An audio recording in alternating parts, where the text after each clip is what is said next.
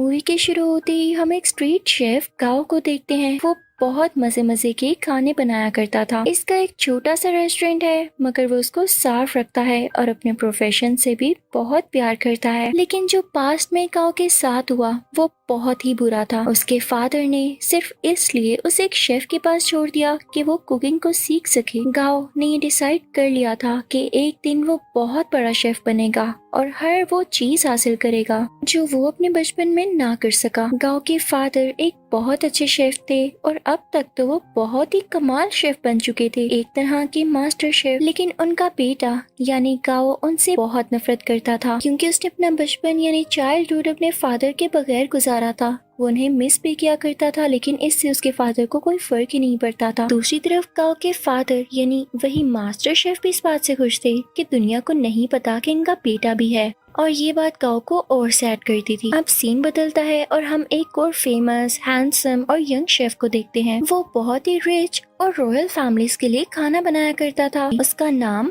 पोल होता है। पोल का ये ख्वाब था कि वो अपने फादर के लिए अपनी कंट्री में एक रेस्टोरेंट बनाएगा। इसलिए वो अब्रोड को छोड़ते हुए और सब ऑफर्स को मना करते हुए अपनी कंट्री वापस आ जाता है। वहाँ जाकर वो एक फिश सेलर के पास जाता है और कहता है कि मुझे एक बड़ी सी मछली तो दिखाओ। तो फिश सेलर उसे मना कर देता है।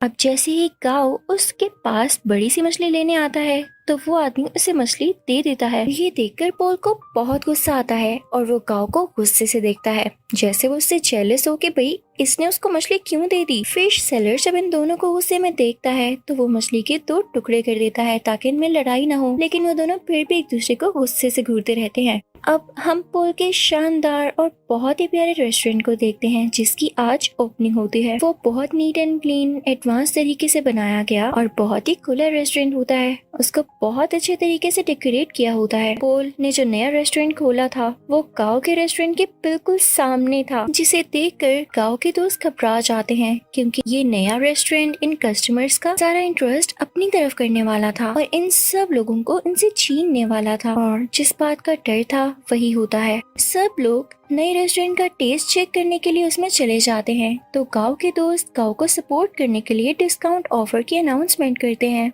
जो कस्टमर्स को वाकई में अट्रैक्ट करती है, और वो फिर से गाओ के रेस्टोरेंट की तरफ चल पड़ते हैं। इस बात से पोल के दोस्तों को बहुत गुस्सा आता है और वो इनसे आके गुस्से से बात करते हैं कि तुम लोगों के साथ मसला क्या है, हमारी सक्सेस तुम लोगों से देखी नहीं जा रही। फिर एट द एंड दोनों पार्टीज में डिसाइड होता है कि क्यों ना एक कंपटीशन रखा जाए और देखा जाए कि किस शेफ के हाथ में ज्यादा टेस्ट है। अब दोनों को जबरदस्ती कंपटीशन में पार्ट लेने के लिए कहा जाता है। पहले तो वो मान नहीं रहे होते, लेकिन जब एक दूसरे को देखते हैं तो पहचान लेते हैं कि इन लोगों का सामना तो उस दिन फिश स्टॉल पर हुआ था। तो ये लोग कंपटीशन के लिए रेडी हो जाते हैं। अब टेबल लग जाता है और उस पर एक बड़ी सी फिश रखी जाती है जिसको इन दोनों ने काटना था। अब सबसे पहले पोल फिश को काटता है और उसके कांटे बहुत स्मूथली और तेजी के साथ निकालने लगता है और उसका ये तरीका सबको बहुत पसंद आता है। अब वो फिश फेंकता है गाओ की तरफ। गाओ भी फिश को बड़े अच्छे तरीके से काटता है और उसकी स्किन जब सबको दिखाता है तो उस पर जरा सा भी फ्लैश नहीं होता, यानी उस पर जरा सा भी फिश का मीट नहीं लगा होता। तो उसको भी सब बहुत एडमायर करते हैं, यानी दोनों की बराबर तारीफ होती है। अब वहाँ एक चेयरमैन भी होते हैं जो उनसे कहते हैं कि एक इंटरनेशनल कुकिंग कंपटीशन होता है, मुझे लगता है कि तुम दोनों को उसमें पार्ट लेना चाहिए। अब दोनों को प्रूव तो करना था कि इनमें से कौन बेस्ट शेफ है। तो दोनों रेडी हो जाते हैं। अब पोल मीडिया को बताता है कि मैं फ्रांस में कुकिंग करता था और चाइना आकर मैंने फील किया कि अब भी लोग पुराने तरीकों को यूज करके कुकिंग करते हैं। और जाहिर है ये बात वो इनडायरेक्टली गाओ को ही कह रहा था और इसे देख के गाओ को बहुत गुस्सा आता है। अब वहाँ सबको पता चलता है कि पहले इनका आपस में कंपटीशन होगा। अगर ये लोग उसे जीत जाते हैं तब ये लोग फाइनल तक पहुँच सकेंगे और साथ ही साथ बहुत ही बड़े मास्टर शेफ से मिलने का भी चांस मिलेगा। और ये मास्टर शेफ कोई और नहीं बल्कि गाओ के ही फादर थे। उधर गाओ के रेस्टोरेंट में पोल की दोस्त आती है और गाओ और उसकी दोस्त को रेस्टोरेंट आने का कहती है कि आज का खाना आप हमारी तरफ खाएं। अब वो दोनों यानी गाओ और उसकी दोस्त पोल के रेस्टोरेंट तो जाते हैं, लेकिन उनको खाना पोल नहीं बल्कि पोल की वही दोस्त सर्व करती है। दिखने में वो खाना तो फ्राइड एग और एक प्लांट पोट की तरह लग रहा था, लेकिन उसका टेस्ट एकदम अलग था। तो ये देख के गाओ सोचता है कि वाकई पोल की कुकिंग बहुत एडवांस है। तो वो सीधा किचन में जाता है और उसको गुस्से से कहता है, पोल अपना खाना अच्छा दिखाकर क्या साबित करना चाहते हो कि तुम बहुत अच्छे कुक हो। तो पोल चुप रहता है और उससे मीट पकाने का कहता है कि चलो देखते हैं कौन ज्यादा अच्छा मीट पका सकता है। गाओ चैलेंज एक्सेप्ट करता है। अब गाओ बहुत ही अच्छे तरीके से वो मीट पकाता है। वो बहुत डिलीशियस लग रहा होता है।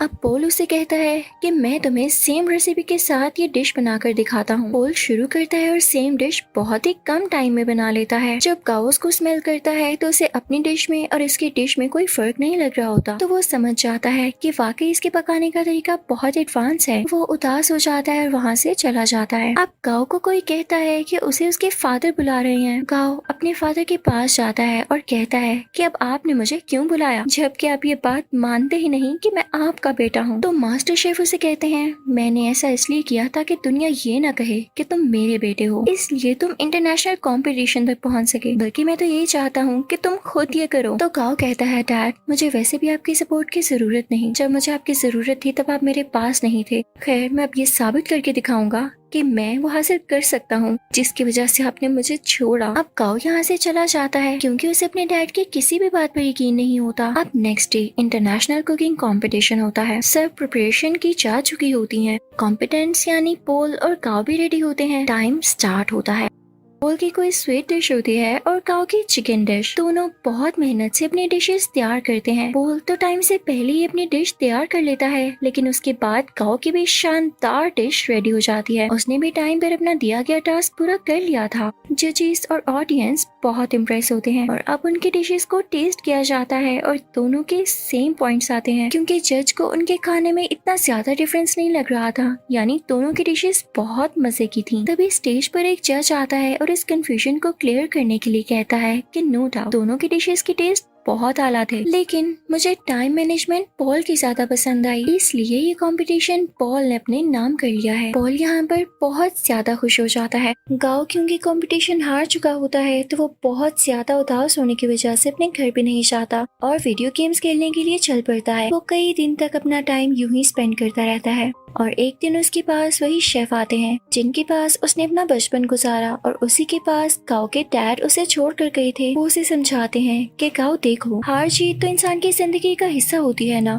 अगर आज तुम नहीं जीत सके तो क्या जरूरी है कि कल भी नहीं जीत पाओगे। लेकिन गाओ घर जाने के लिए तैयार ही नहीं था। उसे बहुत समझाने के बाद कन्विंस कर लिया जाता है कि उसे घर जाना होगा और अगले कंपटीशन की तैयारी करनी होगी। अब पोल बहुत ज्यादा खुश होने की वजह से अपने रेस्टोरेंट जाता है। वो बहुत एंजॉय करता है। उसके सामने उसके दोस्त बैठे होते हैं तो बातों बातों में उसके दोस्त उसे कहते हैं पोल तुम अपनी दोस्त को चांस क्यों नहीं देते हो, वो इतने टाइम से तुम्हारे साथ है, तुम उस पर ट्रस्ट तो करो, उसे अलाउ करो कि वो इंटरनेशनली तुम्हें रिप्रेजेंट कर सके, तुम्हारे रेस्टोरेंट का नाम ऊंचा कर सके। तो पोल उसे कहता है हाँ वो मेरी अच्छी दोस्त जरूर है, इस बात से मैंने मना नहीं किया, लेकिन यार उसे खाना तक पकाना नहीं आता, वो कैसे मेरे रेस्टोरेंट को इंटरनेशनली रिप्रेजेंट कर सकती है। तो उसका दोस्त और बातें करने लगता है और उसकी बातों से ये लग रहा होता है जैसे ये उसकी दोस्त के साथ ही मिला हुआ है और इनके दिल में लालच आ रही है। तभी वहाँ पर पोल की वही दोस्त आती है और उसके सामने सूप की 2 कप्स रखते हुए कहती है पोल क्या तुम मुझे बता सकते हो कि इनमें से किस में सॉल्ट ज्यादा है। तो यहाँ पर पोल खामोश हो जाता है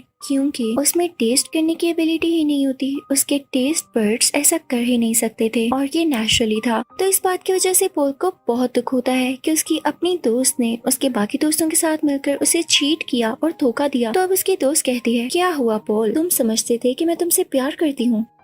ये तुम्हारी गलत फहमी थी, आजकल ऐसा कहाँ होता है। मैंने तो तुमसे दोस्ती सिर्फ इसीलिए की थी ताकि तुम्हें यूज करके इंटरनेशनल कंपटीशन में जा सकूं। वैसे जाना तो मेरे लिए पॉसिबल नहीं था, लेकिन आज तक जो मैंने तुम्हारा राज रखा उसके बदले में तुमने मुझे क्या दिया। क्या तुम मुझे एक ऑफर नहीं कर सके। लेकिन अब नहीं, अब मैं खामोश नहीं रहूंगी क्योंकि मैं भी इस कंपटीशन में जा सकती हूँ।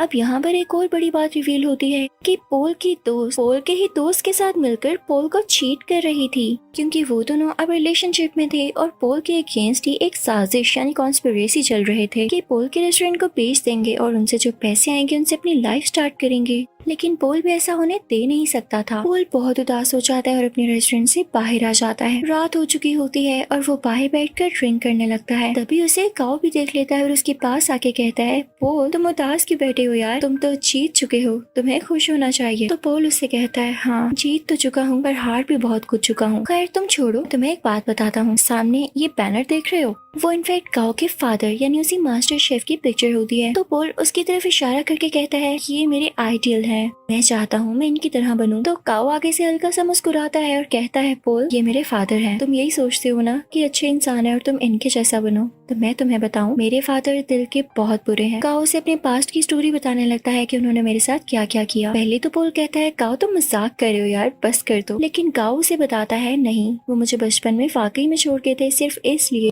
कि मैं उनके प्रोफेशन को अपना नहीं पा रहा था। मैंने अपना सारा बचपन उनके बगैर गुजारा है। तो पोल कहता है, अच्छा उदास नहीं हो, अब हम क्या कर सकते हैं। तो काओ से कहता है, बॉटल्स फेंक सकते हैं। तब वो दोनों खाली बोतल्स उस बैनर की तरफ फेंकने लगते हैं और बहुत खुश होते हैं। यहाँ पर इन दोनों में दोस्ती हो जाती है और ये सीन बहुत ही ज्यादा क्यूट है। अब पोल जब वहाँ से अपने रेस्टोरेंट वापस जाता है तो देखता है कि उसके दोस्त उसके रेस्टोरेंट का सौदा कर रहे होते हैं। तो पोल उनसे कहता है, ये क्या हो रहा है, तुम लोग मेरी इजाजत के बगैर ऐसा कर भी कैसे सकते हो। तो उसके दोस्त उससे कहते हैं, मुझे ये बताओ, इंटरनेशनल कंपटीशन में अपने साथ किसको लेकर जाओगे, क्योंकि राउंड 2 में अकेले नहीं पका सकते, आपके साथ आपका पार्टनर होना लाजमी होता है। क्या तुम अपनी दोस्त को लेकर जाओगे। तो पोल कहता है, मेरा दिमाग नहीं खराब, मैंने डिसाइड कर लिया है कि मैं किसे अपने साथ लेकर जाऊंगा जो कि वाकई डिजर्विंग है। पोल यहाँ पर काओ का नाम लेता है। तो ये सुनकर उसके दोस्त काफी जेलस होते हैं। उनमें से एक कहता है, पोल याद रखना, तुम्हारा करियर मिट्टी में मिल जाएगा। तो पोल उसे अपने सर से हिट करता है, उन सबको वहाँ से भगा देता है। जब ये सारे लोग चले जाते हैं तो काओ का वही गार्डियन शेफ पोल से कहता है, पोल वाकई तुमने ये सोचा है कि तुम काओ को अपने साथ लेकर जाओगे। तो पोल कहता है, हाँ क्यों नहीं, और साथ ही वो काओ के शोल्डर पर पैट करता है और कहता है, हाँ ये डिजर्विंग है। सब बहुत खुश होते हैं। अब यहाँ पे कंपटीशन की तैयारियां शुरू हो जाती हैं। दोनों में ये डिसाइड होता है कि पोल काओ को अपने नए तरीके सिखाएगा, जबकि काओ पोल को अपने पुराने तरीके, जिस तरह से वो कुकिंग करता है। काओ पोल से कहता है, तुम परेशान मत होना, अगर तुम्हारे टेस्ट बड्स काम नहीं करते, मैं तुम्हारा टेस्ट वापस लाने में तुम्हारी मदद करूंगा। वो उसे समझाता रहता है कि इस तरह करो। पोल भी उसे नए नए तरीके बताता रहता है और यहाँ पर इन दोनों का काफी अच्छा टाइम स्पेंड हो जाता है। ये रोज खाना बनाने की प्रैक्टिस करते, साथ साथ डांस करते, सिंगिंग करते और बातें करते। और अब यहाँ इन दोनों की दोस्ती और भी गहरी हो चुकी थी। अब वो दिन भी आ जाता है जब इंटरनेशनल कंपटीशन का राउंड 2 होता है। ये दोनों अपनी डिश बहुत अच्छे तरीके से बनाने लगते हैं और कम ही टाइम में बहुत अच्छी स्वीट डिश तैयार कर लेते हैं, जो कि जजेस को इतनी ज्यादा पसंद आती है कि वो कहते हैं, हमने आज तक ऐसी डिश नहीं खाई। और ये राउंड ये दोनों विन कर लेते हैं। और सही कहा जाता है कि यूनिटी इज स्ट्रेंथ। अब इसके बाद शुरू होना होता है थर्ड राउंड, जो कि कुछ दिन बाद था। और ये कंपटीशन इनका उसी मास्टर शेफ यानी काओ के फादर के साथ था। तो यहाँ पर पोल काओ से कहता है, मुझे लगता है कि तुम इस कंपटीशन को जीत सकते हो, तो तुम चले जाना। तो काओ पोल से कहता है, तुम बहुत अच्छे शेफ हो, तुम्हें तो एडवांस तरीके भी पता है और तुम मेरे से भी ज्यादा अच्छा कर सकते हो। तो पोल कहता है, नहीं ऐसी बात नहीं, देखो मैंने अपने फादर का ड्रीम पूरा किया अपना रेस्टोरेंट बनाकर, तो तुम अपने फादर का ड्रीम पूरा करो ना। वो तुम्हें एक बहुत अच्छा शेफ देखना चाहते थे, तो तुम उनके सामने जाकर कुकिंग करो और उन्हें प्रूव कर दो कि तुम बहुत अच्छे शेफ बन सकते हो। तो काओ मान जाता है और पोल का शुक्रिया अदा करता है। अब थर्ड और फाइनल राउंड स्टार्ट हो चुका होता है।